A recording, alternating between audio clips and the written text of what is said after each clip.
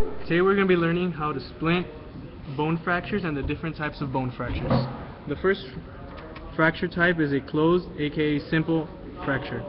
This is a fracture where the skin is not broken through. The second fracture is an open, aka compound fracture. In this fracture the bone breaks through the skin. The third bone fracture is a comminuted bone fracture. This fracture is where the bone breaks into fragments, which is most common in the elderly. The fourth bone fracture is an oblique fracture, which is a fracture that breaks at any angle other than right. The fifth bone fracture is a spiral bone fracture. This kind of fracture takes excessive force from different sides, which causes the bone to twist and break. This is most common in athletes. The sixth bone fracture is a green stick. This fracture is where the bone breaks incompletely and is most common in children. The final fracture type is the transverse fracture, where the bone breaks at a right angle, either across or horizontally.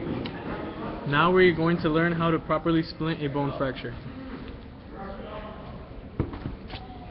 First, the patient has a transverse ankle fracture. They are going to check the patient's pulse and check her nerve function, and they're going to carefully place the splint underneath her leg.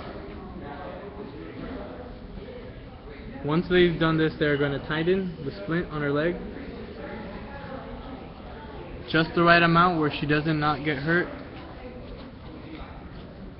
Once they do this, they're going to check her pulse and her nerve functions again.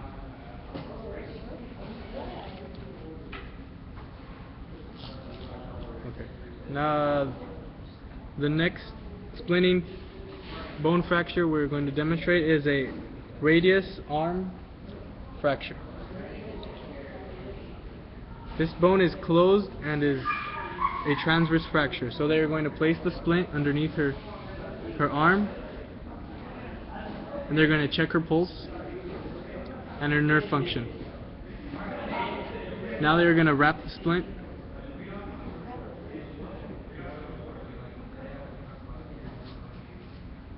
Once they wrap up the entire splint, they are going to recheck the pulse and the nerve function.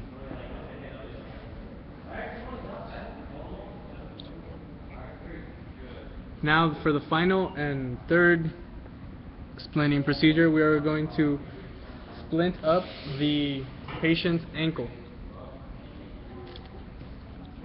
They are going to wrap the ankle, adjusting the splint to the patient's ankle.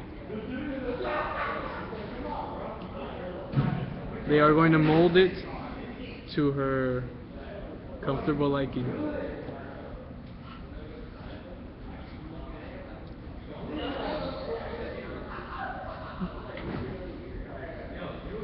And that is how you properly splint bone fractures.